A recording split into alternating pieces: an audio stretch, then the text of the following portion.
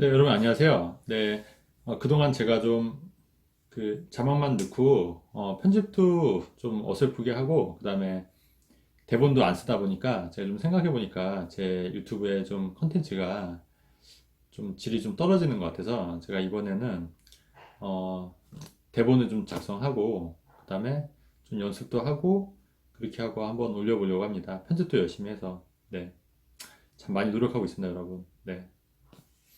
자, 그래서 오늘은 위대한 투자자들에게 세 가지 투자를 배우는 방법에 대해서 말씀을 드리려고 합니다.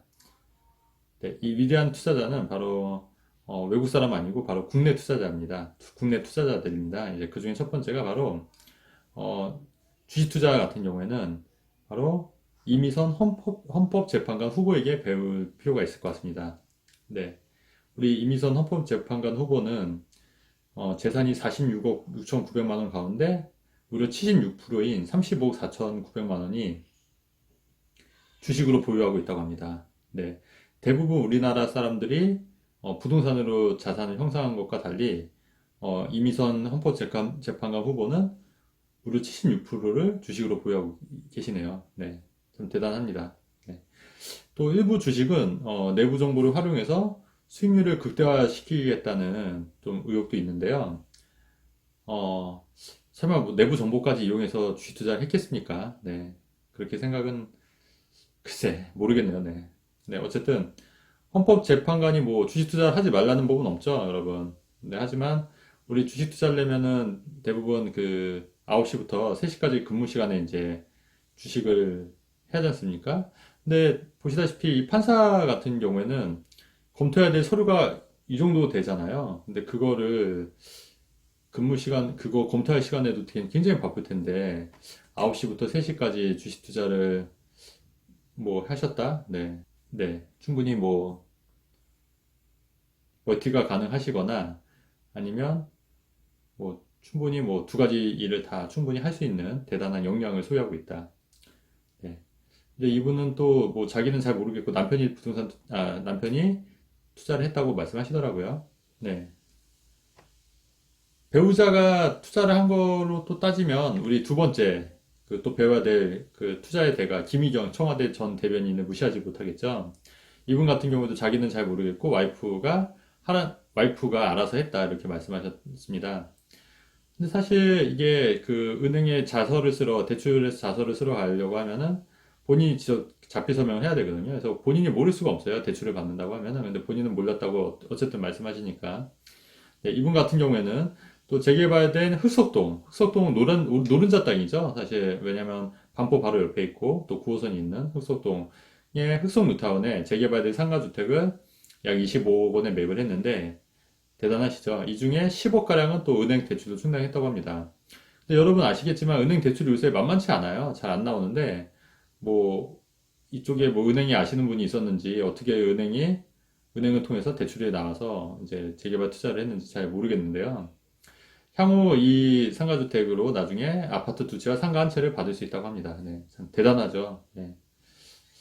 어, 사실 재개발 투자는 뭐 전문가들도 좀 어려워하는 투자이거든요. 근데 이제 그럼에도 불구하고 대출을 10억을 땡겨서 투자를 했다는 걸 보면 어느 정도 확신을 가지고 투자를 했다고 생각합니다. 그렇다면 여러분 둘 중 하나입니다. 하나는 김희경 부인이 본인은 잘 모른다고 하니까 김희경 부인이 부동산 초고수거나 아니면 뒤에서 부동산 자문을 해주는 사람이 있을 거라고 생각합니다. 아니면 뒤에서 뭐 내부 정보를 활용해서 뭐 말을 해주는 그런 사람이 있을 거라고 생각이 되는데요.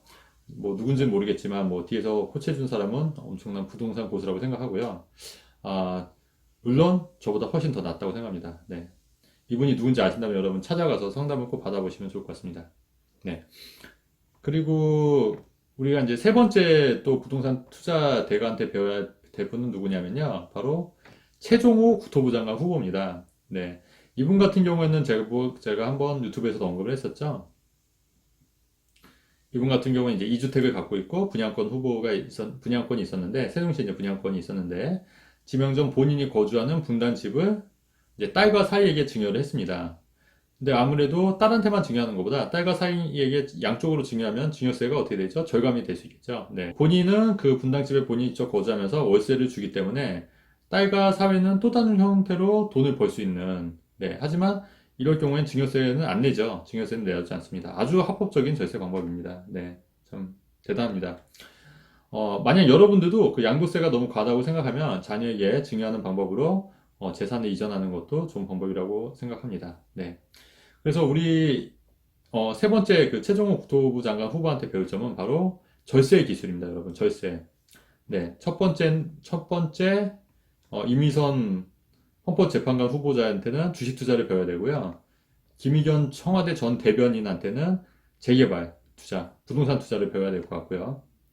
그 다음에 최종호 국토부 장관 후보에게는 절세 기술을 배우면 여러분들은 주식, 부동산, 세금에 대해서 아주 빠삭하게 공부할 수 있다고 생각합니다. 네. 물론 이분들이 여러분들을 가르쳐 줘야 되겠죠, 여러분. 네. 네, 여러분, 인간의 욕망은 강합니다. 그렇지 않아요? 자기 집을 갖고 싶고, 좋은 데 살고 싶고, 세금 덜 내고 싶고, 부자 더 내고 싶은 욕망은 누구나 다 똑같아요, 여러분. 안 그렇습니까? 네. 저도 그렇고 여러분들도 다 마찬가지잖아요. 근데 이것을 죄라고 생각하는 정책을 펼치는 건 인간의 본성을 이해하지 못하는 그냥 이상주의, 그냥 관념주의, 현실을 무시한 관념주의에 불과합니다, 여러분. 이상과 현실은 엄연히 다릅니다. 아무리 생각이 좋고 이상이 좋다고 하더라도 현실을 무시하는 정책을 펼치면 부작용만 초래할 수 있습니다, 여러분. 여러분, 공산주의가 이상이 얼마나 좋아요. 모두가 다 잘 사는 유토피아 같은 세계. 이상이 정말 좋지 않습니까? 하지만 그게 현실적으로 맞냐고요, 여러분. 그게 가능하냐고요. 누구나 인간은 이기적인 존재고 인간의 본성이 욕망을 추구하는 존재인데 그게 가능하겠냐고요, 여러분. 결국 그래서 공산주의자가 중한 집권 체제, 결국은 그들만의 리그가 되는 거잖아요. 모두가 잘 사는 세상도 아니고 딱 그들만 리그가 되는 거예요. 나머지는 다 노예처럼 사는 거고. 그게 그 사람들이 생각하는 유토피아라는 건지 묻고 싶습니다, 여러분. 그럼에도 불구하고 아직도 그런 사회주의 사상을 좋아하는 사람들이 아직도 많이 있다는 거에서 저는 어, 참 이해할 수가 없습니다, 여러분. 네. 여러분, 그 최저임금도 마찬가지입니다. 여러분, 최저임금을 올리면 소득이 증가해서 경제가 발전한다는 건 1차원적인 생각이고요. 우리나라처럼 수출로 먹고 살고 자영업 비중이 높은 나라에서 인건비가 올라가면 그만큼 수출 경쟁력도 떨어지고요. 또한 이제 시장을 왜곡시킬 수밖에 없어요. 그 인력 시장을. 실제로 여러분 맥도날드 한번 가보셨어요? 맥도날드 가보면 기계로 주문을 받는 시스템이 좀 늘어나고 있습니다, 여러분. 사람이 필요가 없어요. 오히려 양질의 일자리가 또 줄어들 여지가 있습니다, 여러분. 급격한 최저임금. 물론 최저임금 올리는 거에 저도 일정 부분 동감하는데 너무 급격히 올리면 오히려 부작용만 초래할 수 있다. 심지어 워렌 버핏도 최저임금을 보장하는 거에 대해서 최저임금을 일정 금액만큼 올리는 거에 대해서 어떻게 생각하냐는 외신 기자가 질문을 했습니다. 워렌 버핏 같은 경우에도 최저임금을 정부 주도로 인상하는 것은 시장을 왜곡시킬 수도 있기 때문에 차라리 보조금을 주는 방법으로 정책을 펼치는 게 시장에 덜 충격을 가하는 방법이라고 얘기를 했습니다. 여러분, 시장은 당사자 간의 거래입니다, 여러분. 당사자 간의 조건이 맞으면 거래가 성립되는 거지. 굳이 정부에서 시장을 하면서 시장 자체가 왜곡되면 오히려 더 큰 부작용이 일어날 수 있는 겁니다. 부동산 정책도 마찬가지입니다, 여러분. 부동산 투자를 제약시하고 옥죄는 정책은 그냥 더 큰 부작용만 초래하는 거예요. 실제로 작년 7월 이후에 부동산 가격이 정말 그 서울에 있는 부동산 가격이 비이성적으로 급등한 이유도 저는 잘못된 부동산 정책에 기인한 문제라고 생각을 합니다. 네. 자, 여러분들도 여러분 생각을 바꿔야 됩니다. 여러분, 정의로운 정부가 여러분들 위해서 무주택을 해결해주고 집값을 떨어뜨려서 모두가 집을 잘 살게 해주는 그런 유토피아를 만들어줄 것 같죠, 여러분? 네, 그런 세상은 없습니다, 여러분. 네. 그런 세상을 만들겠다고 말만 할 뿐, 실제로는 그 극소수의 사람만 득이 되는 그런 세상을 만드는 것 뿐이에요. 나머지는 다 노예가 되는. 유토피아가 아닙니다, 여러분. 극소수의 사람만 유토피아. 공산주의 사회가 그랬듯이 극소수의 사람만 유토피아가 되는 세상을 만드는 겁니다, 여러분. 이런 세상에 애당초 존재할 수가 없고요. 그렇게 생각하는 그런 비현실적인 세상을 꿈꾸는 사람이 많아지면 많아질수록 결국 정책 포퓰리즘으로 인해서 어, 정- 국가 경쟁력이 악화될 수밖에 없는 겁니다, 여러분. 여러분, 불과 몇 년 전만 하더라도 이상적인 국가 모델로 꼽았던 베네수엘라 아시죠? 그 포퓰리즘 정책이 현재 베네수엘라가 완전 망화가 됐습니다. 완전 망한 나라가 되지 않았습니까? 우리나라도 이런 현실을 무시한 그냥 이상에만 그냥 좋은 이상에만 추구하는 그런 정책만 계속 펼친다면 그런 포퓰리즘 정책만 펼친다면 우리나라도 베네수엘라처럼 쓰레기통을 뒤져서 먹을 것을 찾아야 되는 그런 나라가 될지도 모른다고 생각합니다. 그리고 그 피해는 사실은 부자들보다는 서민들인 여러분들에게 더 먼저 갑니다, 여러분. 냉혹하게 현실을 바라보고 허상인 이상을 쫓지 마시기 바랍니다. 아울러 여러분, 부동산 폭락론자도 현실을 그냥 무시한 이상주의자, 그냥 관념주의자에 불과합니다, 여러분. 그래서 빨리 여러분이 그 사실을 깨달았으면 좋겠습니다. 네.